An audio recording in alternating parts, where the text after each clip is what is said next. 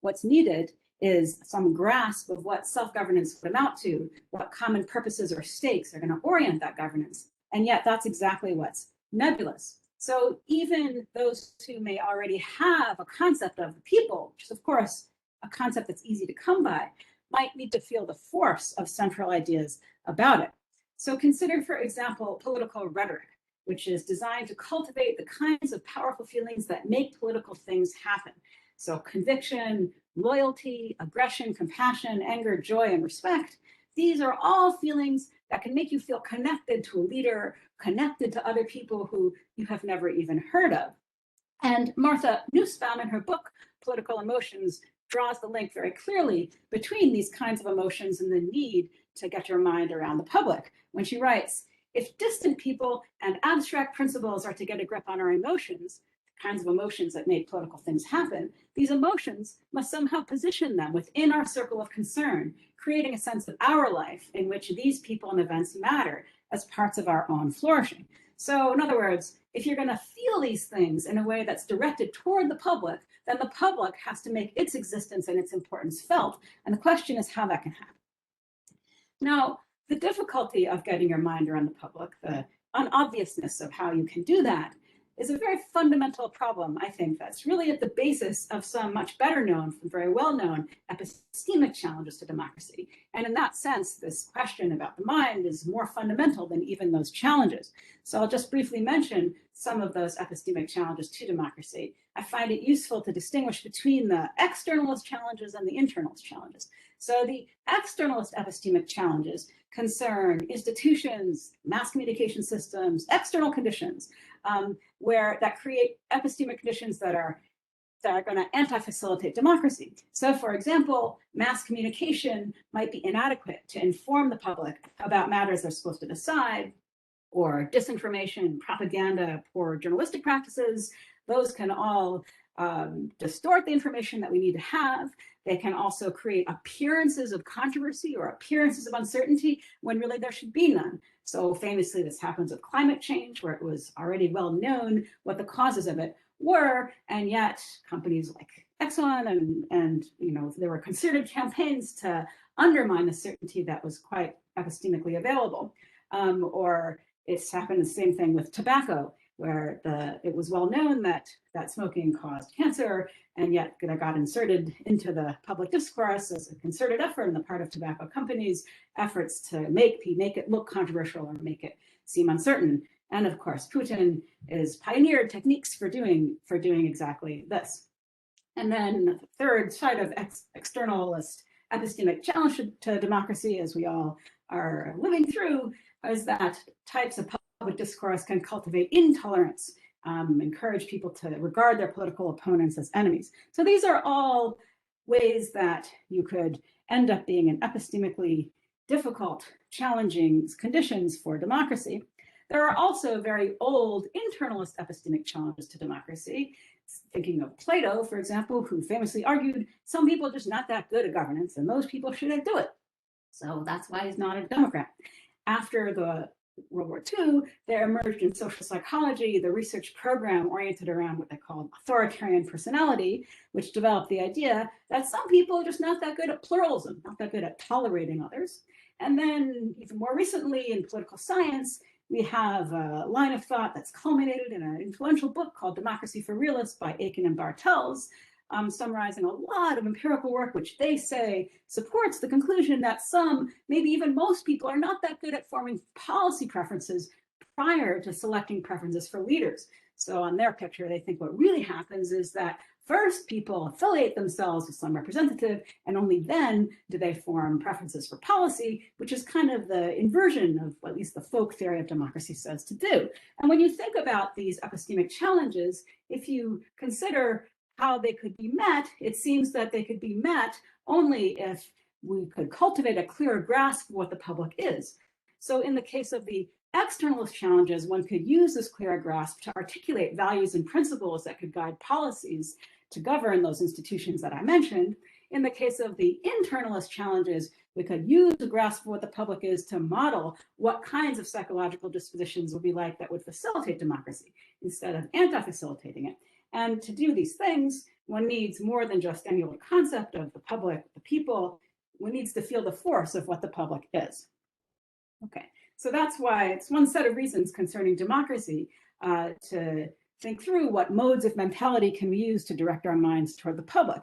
And but actually, it's not just concerns about democracy that leads us to this question. So as we know, democracy can transition into, or it can evolve out of, political arrangements that are anti-democratic, and we could ask, for those situations, which modes of grasping the public would stave off a decline of democracy, or which modes would hasten its emergence or its reemergence. So this question arises, and it matters, for any public and mass society. And the hypothesis today that I'm going to try to cast in a favorable light is that the mode in which people direct their minds to the public influences the extent of democratic culture and regime. So when we ask what modes of mentality we can use to get our minds around the public, of course, one possible answer is perception. We can ask, is it possible to perceptually experience the public? And that's what I'm going to focus on today. And since especially for this crowd, which is so nicely tuned in to all the different things perception can mean and all the different things even perceptual experience can mean, let me specify that for me, perceptual experience is a phenomenological category. And I'm interested today very much in the distinction between the experience of perceiving, so experiences that feel like perceiving versus experiences that feel like imagining. So there is, of course, another set of distinctions of deep interest to all of us here between perception and cognition. So all of the different ways we might distinguish between perception and cognition. And much as I care about those debates, today, they're not going to be that important. So there might be some things that fall on the cognitive side of one or another perceptual cognitive distinction, but nonetheless fall on the perceptual side, belong to the category of perceptual experience as opposed to an experience of imagination. And that's what's going to be important for my discussion in ways that I think will become clear. Now, the standard view, if you ask whether it's possible to perceive the public. So when I ask, can you perceive the public? That's going to be my way of asking, can you perceptually experience the public? The standard answer to this question is no. You cannot perceive the public. You have to imagine it, you can't perceive it. So when Danielle Allen asks the question that I began with, she answers it straight away. She says, how can one even hold an idea of the strange body in one's head only with figures, metaphors, and other imaginative forms? Walter Lippmann, writing 100 years ago in his book, The Phantom Public, thought that the basic epistemic condition of people in American democracy, which is the situation he was addressing, the basic epistemic condition was bewilderment. You had no idea how anything worked. You had no idea what made the public world go around. What you needed to be even the least bit informed in ways that could make you a democratic participant in your political society was you needed institutions like think tanks or journalism, he called them political observatories, to channel information from the government and the experts who really did understand what made the public world go around back down to the people who otherwise would have no idea. So if that's your epistemic position in society, and Lippmann thought that for the most part, except in some extraordinary circumstances, it was our basic default epistemic position, then there's no way you could grasp just directly, like you do in perception, what matters to the public. What matters to the public would help define it, but that's what we can't have any access to. So he thinks, of course you cannot perceive the public. Of course you can't. That's the standard view. And Lippmann and Allen are theorizing about democracy, and especially American democracy. But even people who are not particularly interested in democracy and not writing about the US either have the same thought, that the way you get your mind around the public, or the body politic, or the people is through imagination. So the political theorist Benedict Anderson in the 80s in his book Imagined Communities proposed a definition of the nation, according to which it's an imagined political community, and imagined as both inherently limited and sovereign. It's imagined in the sense that the members of even the smallest nation will never know most of their fellow members or even hear of them, yet in their minds lives the image of their communion. So here, his definition of the nation and his assertion of how you can get your mind to connect with it cross-cuts all sorts of polities, democratic and otherwise. Now, I think it's fair to say that even among proponents of the standard view, there's a little bit of unease that surrounds it. The standard view says you need to rely on imaginative forms, symbols, and myths that develop slowly over time in order to get your mind around the public. But of course, those things, symbols, myths, they're contingent, famously. They can shift in meaning. They're fragile. They're unstable. They can not stay put the way you might want them to. And they're always at a remove from lived experience, whereas perceptual experience is immediate. So it might be a more powerful, less abstract, more effective way for people to get an idea of the public. And this isn't just a sense of unease that goes with theorists who are trying to describe the situation. If you wanted to be the strong man in charge of one of these publics, then you might wish that there was a more immediate, powerful, less abstract, effective way to get people to think about the political community and believe in it. So the conclusions I'm going to be making case for in the rest of this talk are that the standard view is correct in spirit, but it's incorrect in letter. So it's incorrect in letter because it actually is possible to perceive the public. And to that extent, the view is just wrong. But none of the ways I'm going to argue that we have of perceptual experience of the public, none of them really address the concerns that at least theorists of democracy have had about the need and the difficulty of making the public a live presence to the mind. So what's needed to facilitate democracy would be ways to cultivate a living, powerful, palpable sense of what I call democratic politicianship, either through perception or not. But one way or another, one needs that. I call it democratic politicianship because politicians are people who share a polity. Democratic politicians are people who share a democratic polity. This is a better word, I think, than citizen. So when Samuel Johnson wrote the dictionary in English in 1755, he explicitly distinguished citizen from slave. But of course, slaves belong to the polity. And so you don't want a definition of citizen that's too limited. And of course, the citizen is a legal category, but as we all know, there can be people who don't fall under that category who nonetheless belong to a polity. So it seems obvious to me we need a word like this, politicianship, so that's how I'm going to speak. So to facilitate democracy, you need to cultivate a living sense of democratic politicianship. And then just to understand political life in general, we need ways to recognize the kinds of perceptual experiences of the public that anti-facilitate democracy. And if there are kinds that facilitate democracy, I have my doubts that there are, but if there are, we need to understand what those are too. Okay, so let's begin by considering whether the standard view is correct. Why might somebody think the public can't be perceived?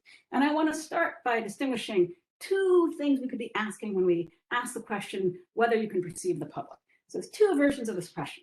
So one version is you could be asking, can you perceive the whole that is the public? So the whole is a kind of multitude. Perceiving the public would be perceiving a type of multitude. That's one thing we could be asking. But we could also be asking a different question, different version of the question, which is whether you can perceive persons under the mode of presentation, member of the same public as me. That would be a different way of perceiving the public. So member versus multitude. And I'll begin by asking about whether we can perceive the whole, the multitude version of the question. So can the public as a whole be perceived? And I want to start with what John Dewey would, I think, say about this question. So Dewey, in The Public and Its Problems, was asking himself, well, what makes a public? And his answer was that the public is an aggregate of individuals. And then he asked himself, what is the unity relation that aggregates individuals into a public? And here his answer was, it's a special type of causal relations. When people bear the indirect consequences of one another's actions, then they belong to a public. And the public becomes visible when you can come to know what those relations are.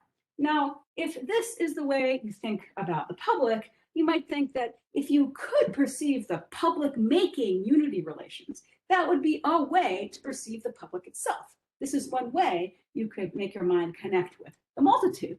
But Dewey is at pains to show that you can't perceive those indirect consequences. That's one of the public's problems, is that those indirect consequences are invisible to us until they are made visible purposefully, which is why we need institutions like journalism and other opportunities for deliberation and exchange to make those indirect consequences visible to the public. Now, you could extract from this perspective a kind of Dewey-esque argument, which says the public could become less nebulous if you could perceive its public-making features, but you can't. And so at least this route to perceiving the public is blocked. So that's a Dewey-esque argument for the standard view. Now, schematically, Dewey thought of the public as building up the big from the small. So society is built up out of individuals who are related in the right way. But you could ask, what if he had it backwards? And instead, actually, the big inheres in the small from the very start. And that was the perspective of the neo-Kantian social theorist Georg Simmel, who thought that the mind was structured by preconditions for society. And he had a beautiful term for this, social a priorities. And I'll read to you from his essay in 1908 what he says about them so you can get a feel for what he's saying and how he's differing here from Dewey.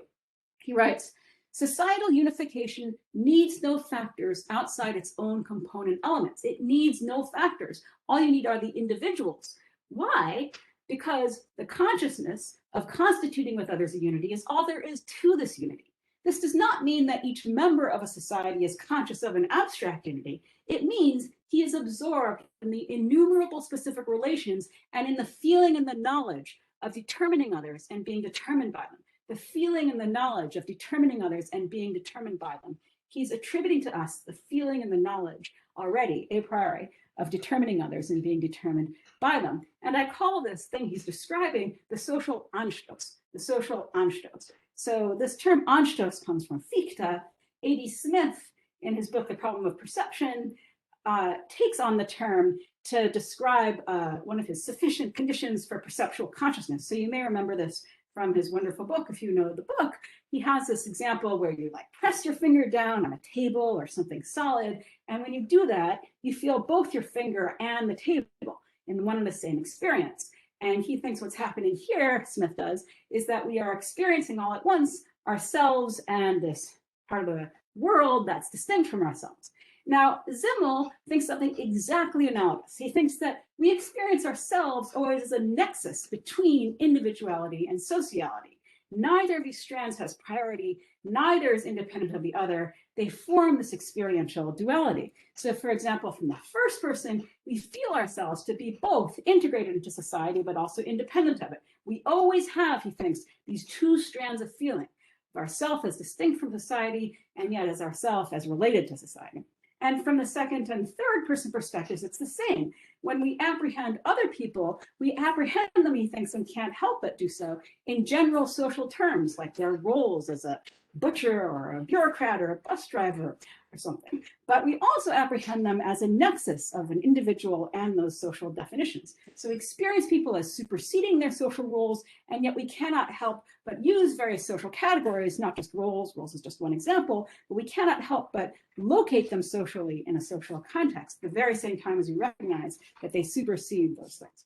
So that's the social Anstoß. It's a kind of a priority that equips us with an idea of society. It's built into our experience of ourselves and of other people. And in that sense, it's a kind of social perception. So we should ask whether this gets us to perception of the public. Would this structure of our mind give us what we need to perceive the public?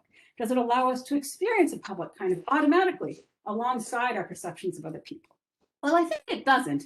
Kind of almost does, but it doesn't quite. And it doesn't because it's too general.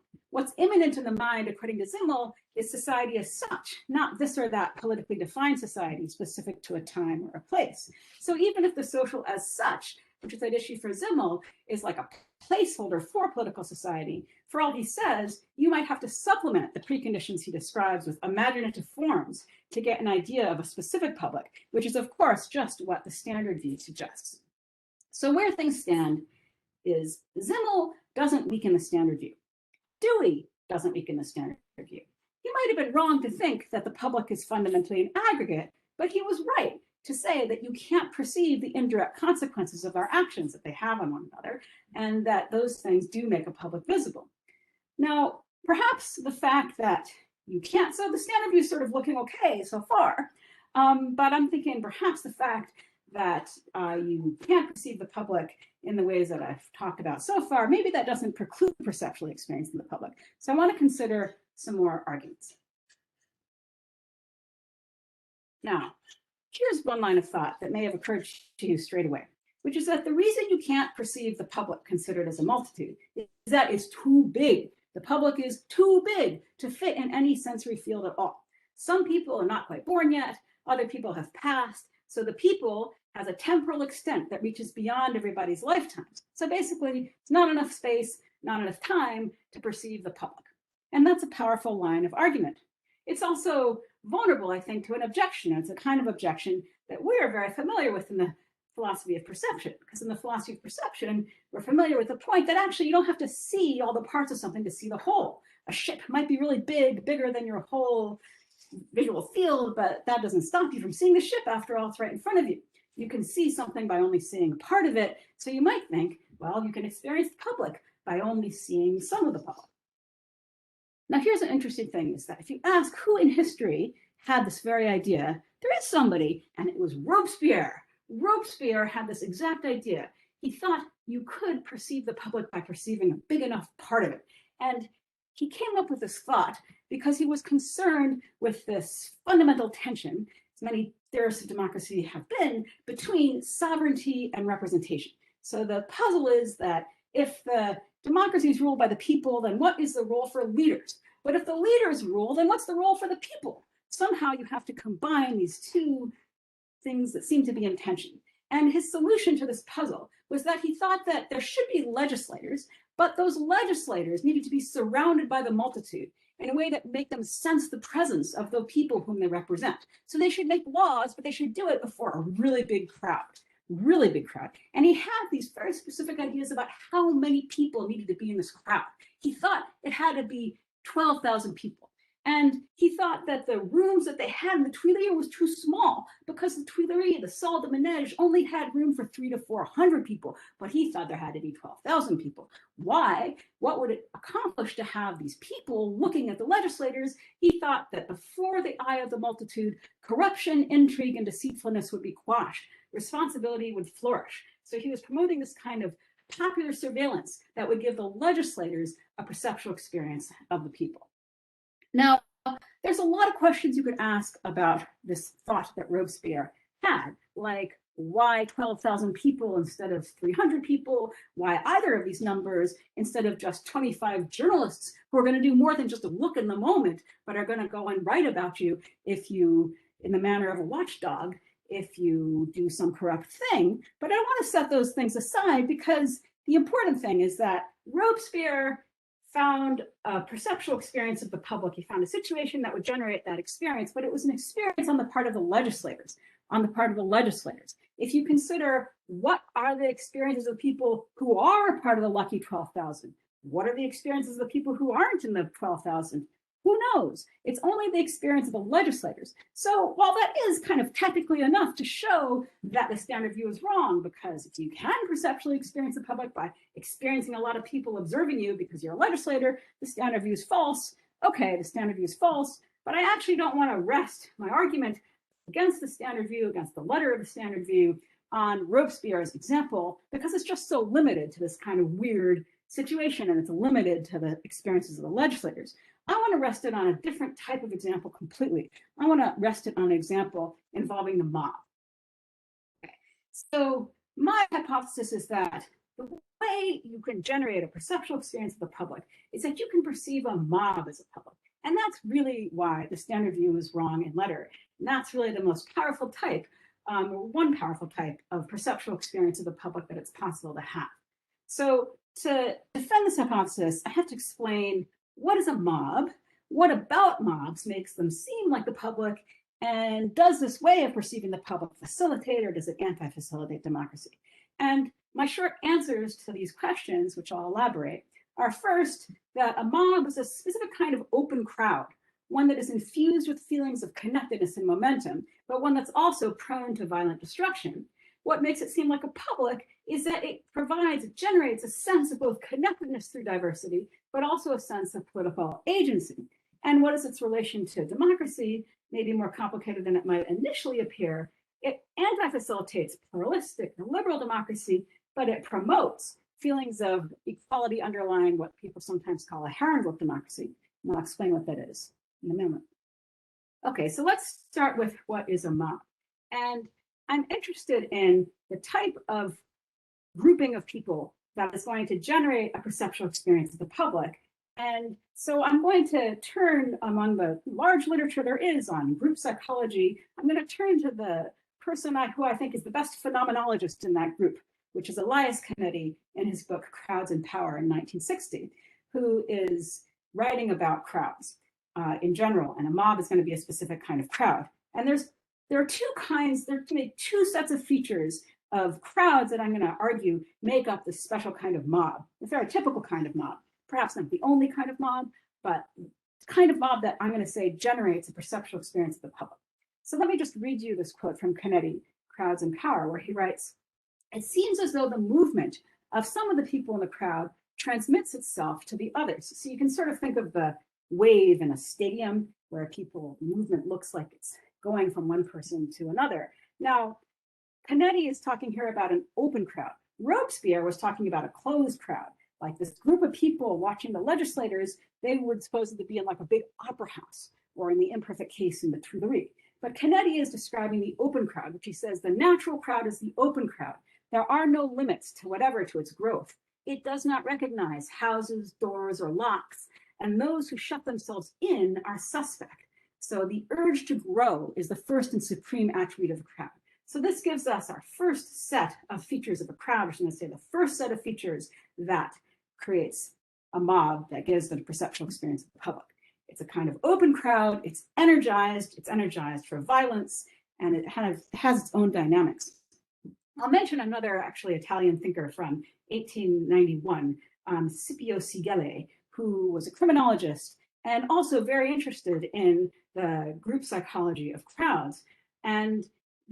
It's sort of like the beginning of this very important topic in social psychology of crowds, which seems to be its own kind of psychological thing with its own dynamics and its own generalizations, so a thing you can study. So Canetti is following on and picking up on many people before him who had theorized about that. It's just that Canetti is focused on the phenomenology of the thing. So if you read this book, Crowds and Power, there's no data or statistics or experiments. There's just these incredibly apt descriptions. And that's because he's drawing on his previous research. But if all you ever read was just this one book, you might think he's just kind of brilliantly making it up. And it is an incredibly brilliant book. But he's drawing on things that people already knew.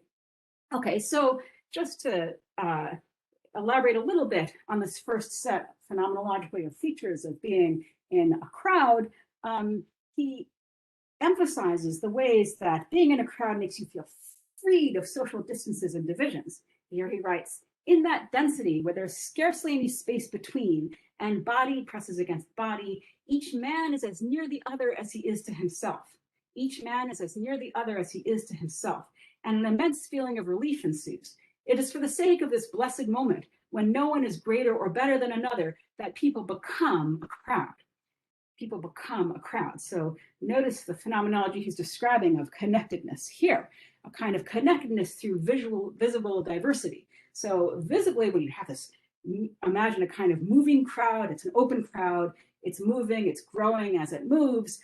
It looks heterogeneous because all sorts of people are joining it along the way. It's kind of unplanned, and yet it has a direction. From the inside, though, it feels unified. So that's, if you put those two things together, the looking from the outside, kind of visibly diverse, but from the inside feeling unified, you get already the kind of phenomenology of this intermediate scope, intermediate between everybody and everybody you know. Okay, so that's the first set of features of the mob that goes with a type of open crowd, and Canetti gives a good description of those things. But there's an important other set of features that creates a mob, and that's the feature that it has a political direction. It's not just energized, period. It's energized in a direction, and it's energized against something. This is very important. So you can already tell just from the first set of features that there's something to Canetti's analysis, because there's such a thing as a category of crowd control in public administration. It doesn't mean that every crowd is violent or disruptive or anything. It just means that that's a potential to crowds that has to be contained. That's now just taken to be kind of common sense. But in the second set of features, a specific type of crowd, which is that it has a felt enemy that it's asserting itself against. So if you combine that with the first set of features, things become dramatic. So in the first set of features, you have the feeling of connectedness that are going to bracket the constraints of law and respectable society and social boundaries. So that was the discharge part. But if you add to that there is a felt enemy against which the crowd is asserting itself, you can see why this type of crowd is susceptible to leadership and by a strong man who wants to cultivate a special relationship with crowds. And famously, Mussolini would stand on his balcony above the crowd and make them feel riled up and so on, and Hitler would. But we know that this happens all over. It's not just the famous examples of Mussolini and Hitler. A good book about this that has many nice examples beyond these two kind of standard ones from Europe is by Ruth Benedict, called Strong Men, who does a wonderful job in giving us many examples of this dynamic between a strongman leader and a crowd. So that's a second set of features that goes into a mob. And the sense of agency that goes with it is in a way an illusion because it's so highly limited. So mobs capable of destruction, not so good at other things that involve political agency, like making policies or building institutions or infrastructures. That's not what mobs do. Mobs are very good at destroying things, but that's kind of the only kind of political agency there is. And from this analysis in Canetti, you can kind of derive the overall affect of a mob. You can derive that the affect is the affect of indignance and frustration if you just think abstractly and schematically about the different elements of it. So you have the kind of crowd energy that Canetti describes from the first set of features. Then you have the destruction, but if you add obstacles to that, you'll get a feeling of indignance that you can't get to the goal that you're working toward. Now, the obstacle might be kind of permanent, it might just be temporary as an obstacle along the way, but it's a little bit like the criminologists who try to figure out how do you tell who's a suspect for a crime? Well, you look for means, motive, and opportunity. Well, in the case of a mob, the means is the energy, the motive is this second set of direct political directionality toward destruction. If you're missing the opportunity, then that will create frustration. And that's why you have this kind of affect of indignance or taking offense. The idea that the mob is fighting persecution, going beyond making claims to a public, like you might if you were at a rally holding up a sign saying what you think ought to happen, goes beyond that to actually enacting the mob thinks it is entitled to. So just some examples, large leaderless lynch mobs have this entire profile. So in the US, there were thousands of these mobs that were often mobilized in response on the part of Black Americans to vote, in response to attempts on the part of Black Americans to vote or to defend their property or to defend their reputation. Some lynch mobs of this sort were actually small and intimate affairs, but others, and many of them, were bigger ones. So those would be the ones that would generate what I'm going to say is a perceptual experience of the public. Or as I already mentioned, political rallies with leaders inciting the mob to violence are other examples. So that's a mob. And I'm giving you an analysis of the mob that's specific. Mobs have been analyzed in many ways. I'm giving you an analysis of it as an episodic mob. It exists only as long as it's gathered. Other thinkers have theorized mobs in different ways. So Hannah Arendt has a non-episodic notion of a mob as a kind of standing political force. It's related to the episodic mob because it is disposed under some circumstances to prefer mob rule to the rule of law. Du Bois has a notion of the culture of a mob that also combines the kind of episodic and non-episodic features. We could think about digital mobs, like are they episodic, are they non-episodic, and that's very interesting, but I'm gonna have to leave that aside. So I'm theorizing for the purpose of trying to figure out what kind of social configurations might generate a perceptual experience of the public. I'm focusing on an episodic mob, which brings me to this question, okay, now that I've told you this analysis of at least one kind of mob, what makes that kind of mob feel like the public? Why does it generate a perceptual experience of the public, or why should we think that it could? Well, Hannah Arendt famously says that the mob is a caricature of the public. It's a caricature of the public. And I think that's very apt. It's a caricature of the public because it has all of these aspects that you might associate with a body politic, like political agency. It's just a caricature because there's so little that that agency can actually do. All it can do is basically destroy stuff. And if you kind of compare crowd phenomenology, as I've described it, to Dewey and Littman, what do you get? Well, due to the momentum of the mob, the consequences of togetherness are actually palpable. So while it lasts, the thing that Dewey says makes the public nebulous, your inability to see what the indirect consequences of people's actions are, that thing is gone. That thing that makes it nebulous is gone. The consequences are palpable. And so it seems like you can perceive the public. And if you compare it to Lippmann, who thought that people are just in no epistemic position whatsoever to govern or self-govern, it's not at all bewildering to be in a mob. Everything's completely transparent. Epistemic distances seem closed. There's one thing that's happening. It's the political direction of the mob. The epistemic distances between people, the social distances feel closed. So it's really very different from the types of frames of mind that Dewey and Lippmann are describing in the things they say that support the standard view. Okay, and I wanted to say another word about the visible diversity of the mob, which I described so far as a kind of general feature that comes from the fact that the open crowd is moving and gathering more people as it goes. But if you think about the mob that we lived through in my poor country in January 6th, it was absolutely visibly diverse. So there were people who were old and young. There were anti-Semites and there were Orthodox Jews. There were rich people and less rich people. There were men and there were women. There were working people and unemployed people. There were costumed people and there were uncostumed people. They did not all look the same. They were not all wearing a uniform, right? There were statist pro-law enforcement people. There were anarchists who were against law enforcement.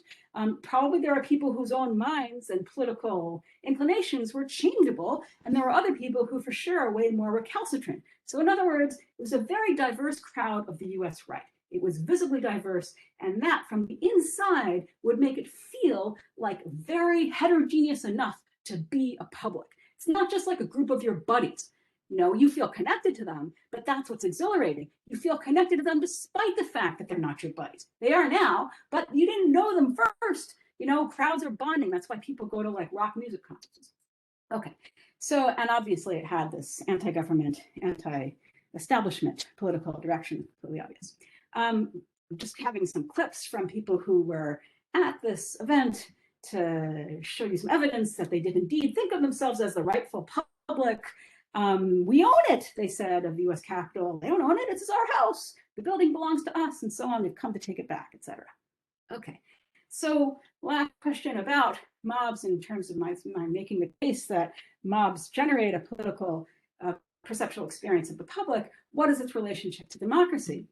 Well, interestingly, there's a kind of paradox in that from inside the mob, it feels like an assertion of the people's will. It feels like self-governance. What's more self-governing than taking matters into your own hands? But on the other hand, it's very obviously contrary to small r republicanism with its premium on non-domination. It's contrary to liberal democracy with its premium on pluralism. What it facilitates is what's sometimes called Herrenvolk democracy, where you have political equality, diversity, and tolerance for it, but only within what's assumed to be some privileged group of people, and that's defined in terms of the anti-people or the anti-public who are in the polity but shouldn't be there. That's Herrenvolk democracy. And Canetti, again, describes the phenomenology here perfectly. Only together can men free themselves from their burdens of distance. This is among the Herrenvolk. And this is what happens in a crowd. Distinctions are thrown off and all feel equal. All feel equal. So you can see how someone could think their way in to this being a kind of democratic thing. Okay, so upshot, the mob is a clear case, I think, of perceiving the public, which means a standard view is false. But the mob doesn't seem to help liberal democracy. I mean, I chose this sort of far right, very recent example, but of course there was storming the Bastille and so on. There's all sorts of revolutionary moments that are short-lived where a mob is overthrowing something. Maybe it should be overthrown, maybe it shouldn't be overthrown, but the point is that it's short-lived, it's inherently revolutionary, it doesn't last very long. And so for all I've said so far, the standard view might be correct in spirit. There actually isn't a way to perceive the public that facilitates liberal democracy with its dependence on these kind of established institutions. Okay, so I now want to shift from talking about whether you can perceive the public in the multitude sense to talking about whether you can perceive it in this other way, as perceiving somebody under a mode of presentation, same member of the public for you, as you. And I'm going to argue here, as I did with the first case, that yeah, it is possible to have a perceptual experience like that. So I'll start with what I'll call a partisan perception, and just observe that in this phenomenon of political polarization, there are many dimensions to it, but one dimension to it is that one dimension of polarization, one kind of polarization, is that political affiliations get expressed as identities rather than as beliefs or just any old political commitment. So you could say a partisan is somebody who has political affiliations in the context of polarization. And a partisan is a member of your public. So if you perceive someone as a partisan, you are perceiving them as a member of your public. It's just that the public is getting crowded out by this very more specific partisan category. And Robert Talisse, in a book recently called Overdoing Democracy, is talking in his own terms about this social perception of people as partisans. He doesn't put it that way, but that is what he's talking about. So he's concerned with the fact that the US, he's only writing about the US, you can perceive someone, he says, as politically liberal or politically right-wing just by seeing them. So why does this happen? It happens because, as he puts it, our social spaces have been colonized by the categories, allegiances, and divisions of politics. People in the US are nearly constantly communicating their politics to one another. So he has in mind here the really absolutely enormous literature on social sorting by political affiliation. It's not just that you can reasonably well predict from where someone buys their coffee or what vehicle they use to get around or whether they wear yoga pants, what their political affiliation is, what parties they'll vote for, what candidates they'll favor. It's that people actually use these cues in their social perceptions of people. He's talking about that. And since partisan perception, because it's your affiliations expressed as identity, and identity in the sense of something you're invested in and care about, it becomes infused with affect. And that means that affiliations you do share produce a kind of positive buzz, but affiliations you don't share produce an even bigger negative buzz and grounds for aversion. So you could see partisan perception in the case where you're perceiving the partisan that you don't also belong to yourself as, possibly an occasion for what you could call immoral perception. Immoral perception is kind of like the opposite of moral perception. In moral perception, you perceive someone as affording respect and concern. In immoral perception, you perceive someone as affording disrespect, deserving of harm or pain or misfortune if it happens to come their way. So then partisan perception could become a way of sorting like the legitimate public from the legitimate public from the anti-public, which is kind of like the mob. It's kind of like the mob. It's possible to perceive the public, it looks like, but not in ways that are facilitating pluralistic democracy, that is, not in ways that avoid drawing this distinction between the rightful public and these other people who don't really who don't belong in the public, but are nonetheless there. Okay, so I think partisan perception under polarization is a little bit like the mob on a smaller scale. And some people, including many theorists of fascism, I think, would say, you know what, this is exactly what we should expect, because it is what Walter Benjamin described in 1939 as an aestheticization of politics, the aestheticization of politics. And here's a contemporary writer, Federico Finkelstein, describing what he takes to be Benjamin's idea when he says, fascist practice focused on a set of political rituals and spectacles aimed at grounding its politics in lived experience. Grounding politics in lived experience. It sounds like perception. These practices present fascism as something that could be seen. So it's sort of like partisan perception is a small-scale spectacle. Mobs are a large-scale spectacle. In partisan perception, you are, as Talisse says, constantly communicating our politics to one another. And so it could raise the question, and this is what I really want to know, is does fascist, or at least anti-democratic political culture, does it have a monopoly on perceiving the public? I mean, all the kind of obvious examples of doing this, of perceiving the public, seem to be profoundly anti-democratic. There's Robespierre, but Robespierre doesn't really go very far. Okay. Now, I just want to end by drawing one last distinction so we can think about whether we should rest with this conclusion, which I am myself not completely sure about, still thinking it through. So I'm interested in what you think about whether fascist political culture has a monopoly on perceiving the public. So I think to think through that question, one more distinction is useful. And it's a distinction between leveraging versus exploiting civic feelings. So when you leverage perception into feelings of anti-democratic partisanship, you start with perception and then it grows and it morphs and it forges new feelings. And that's what I think the mob does. Whereas when you exploit pre-existing sentiments and outlooks, you can get those feelings and sentiments that you already have, you can get them to infuse perceptual experience, kind of like through cognitive penetration or something. So I'm interested in whether fascist political culture has a monopoly on leveraging perception into ideas about politicianship. Okay, so just to unpack this a little bit, if we're friends, I can probably perceive you as my friend. I can perceptually experience you as my friend. But we didn't get to be friends by perceiving.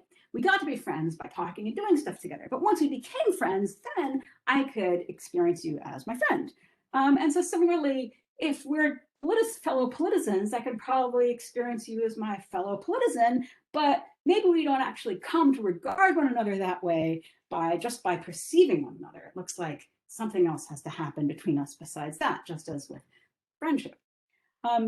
And so really the key question for me is there some way to leverage political experience for democratic culture? Not just in the cognitive penetration way where I rely on the pre-existing attitudes I have already, but can I like use perceptual experience to forge these links to people? And I kind of have my doubts that we can do that. And in having those doubts, I'm probably parting company from some political theorists who I agree with them about lots of other things, but maybe not about this. So Nancy Rosenblum, Danielle Allen, who I began with, Mark Steers, who just published a book called Out of the Ordinary. He was the speechwriter for Ed Miliband. They all put a lot of weight on the democratic significance of a casual chat. So you're standing in line, waiting for the ATM machine, having a casual chat, and they think that this is the type of perceptual experience, a type of social perception that's sort of crucial for democracy, not just reflecting democracy, but actually leveraging, building these sorts of relationships with people that help create democratic politicianship. And I love these chats myself. And when I couldn't have them because of the pandemic, I really missed it a lot. But I kind of have my doubts that it has this kind of leveraging role, which in some moments it seems like these theorists attribute to it. For a couple of reasons do I have these doubts. First, these are one-on-one things. They're not sort of group things. They're not performing any kind of political agency at all. You're just talking about whatever you happen to be talking about when you're waiting in line. And I love to do that, but it's sort of more like the background music of life. I mean, it's not very intense. Whereas when you think about a mob, it's extremely intense. And it's also stretched out over a longer time. And it also might have these deep consequences, like if you destroy something. Okay, and then the other problem has to do with compartmentalization. Really, these are, I think, related in that something that you have one of these casual chats, but who knows how it generalizes? And this kind of goes with it being just a one-on-one thing. I'm reminded of an anecdote I heard by the journalist Sarah Kendzior, who was going to a Trump rally to see what it was like and had a lovely chat with another lady in line. You had to wait for a long time in line to get into the big stadium where it was held, because he was the sort of leader who liked to have big crowds and indeed relied on them, as we discussed earlier. So this lady was very nice in line. Nonetheless, when she got into this rally, was just as much incited to violence as most of the other people there were. Okay. So the sort of worry here, just writ large, is that if there's a way of perceptually experiencing the democratic public that's, unlike partisan perception, neutral between different interests and affiliations, focusing on it is not going to mobilize feelings toward or understanding of the public. It's just going to seem like you're just talking to this one person and having a nice chat, and then that'll be over. Whereas if it is specific enough to mobilize and impact your standing attitudes toward the public, it's going to be partisan, as the examples of partisan perception in the mob, just at different scales, suggest. So there might not be any way to really leverage person perception in a way that cultivates democratic politicianship, in which case the cultivation of that very important thing is going to live more in relationships of doing things together than in scenarios of person perception, which brings us back to the standard view. If you're going to imagine the public, through what means do you do that?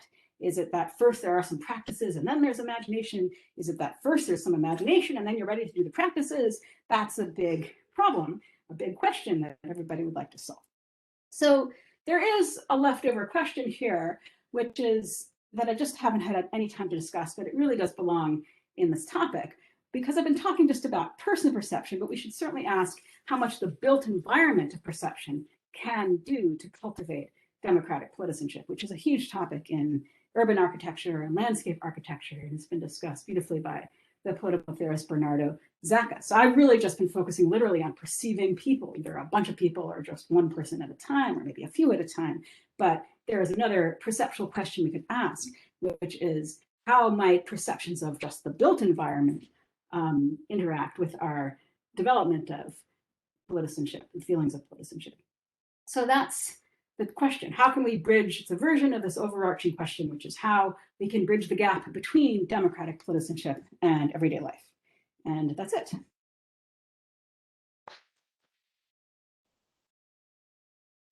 So thank you very much for this very interesting and provocative talk. So I just remind that in order to make question, you should write in the chat the word question, and I track the order and I give you the word.